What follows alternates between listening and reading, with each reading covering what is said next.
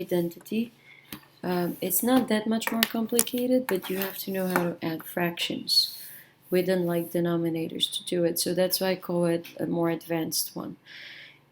Here's the identity we're going to work on over here. Actually, let's use black. Open. Okay, so it's 1 plus cotangent of theta divided by, okay, my writing is horrible, divided by 1 plus tangent of theta is equal to cotangent of theta.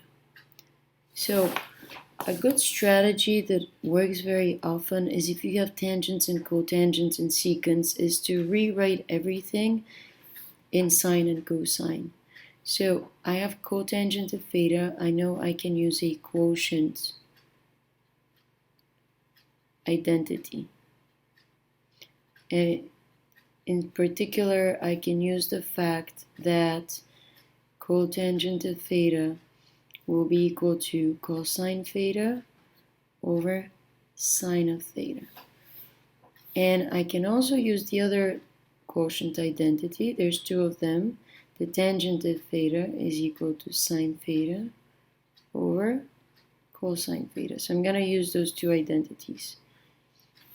And now, here's what we get. I get 1 plus, instead of cotangent theta, I'm going to write cosine of theta over sine of theta. And on the bottom in the denominator, I have 1 plus, instead of tangent theta, I'm going to write this expression here, sine theta over cosine theta. And for the time being, I just am going to copy this side. So I always keep in mind what I want to get. Now, this here, think of it as a fraction. Think of this one as a fraction.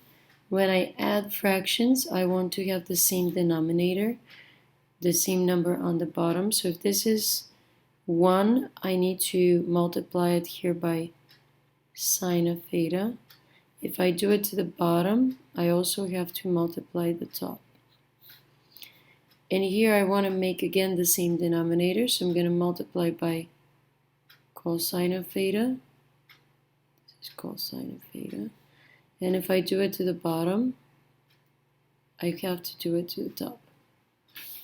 Now I'm going to continue rewriting this expression. So on top I get sine theta over sine theta plus cosine theta sine theta. All of this is divided by cosine theta over cosine theta plus sine theta cosine theta. This is equal to cotangent of theta. Now, I have the same denominator on top, so what I can do is I can rewrite this expression. I'm going to start writing here. Okay, so this one comes here. Here's how I'm going to rewrite it. On top, I'm going to get sine of theta, and here I'm going to have, I can add the numerators because they have the same denominator.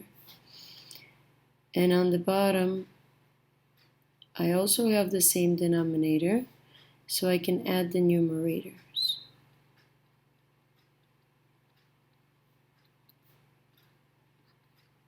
Now, I can also take this big expression and I can rewrite it as one fraction divided by another fraction. This sign over here means division. So I'm going to get sine of theta plus cosine theta over sine theta divided by, so here I have cosine theta plus sine theta, but I can switch the places of these two. terms. It doesn't matter whether I say cosine theta plus sine theta, or whether I say sine theta plus cosine theta. It really is the same thing. And on the bottom, I have cosine theta.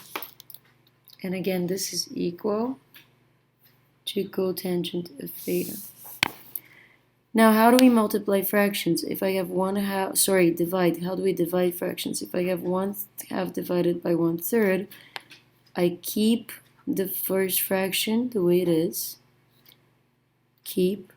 I flip the division to multiplication, right? That means multiply. And I change the numerator and the denominator in the second fraction, their places. And now I simply multiply. 1 times 3 is 3, 2 times 1, 2. Because this is how we multiply fractions. I'm gonna follow the same process down here. However, with sine and cosine, I'm gonna keep the first fraction the way it is. Exactly the same. I'm gonna flip the division to multiplication, and I'm gonna change the places of the numerator and the denominator.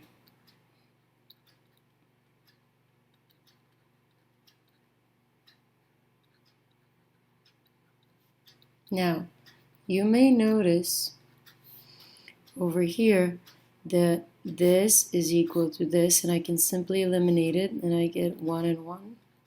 1 times cosine theta is simply cosine theta. Sine times 1 is simply sine theta, and this is equal to cotangent of theta. Well, guess what?